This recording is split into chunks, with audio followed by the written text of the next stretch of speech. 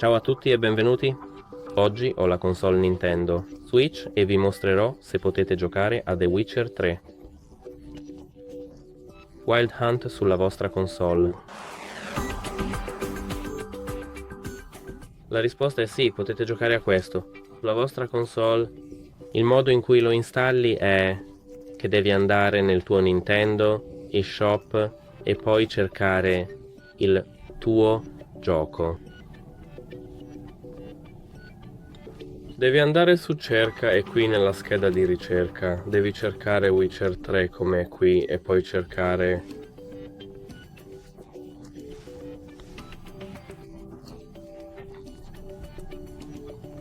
e come potete vedere abbiamo molte offerte qui.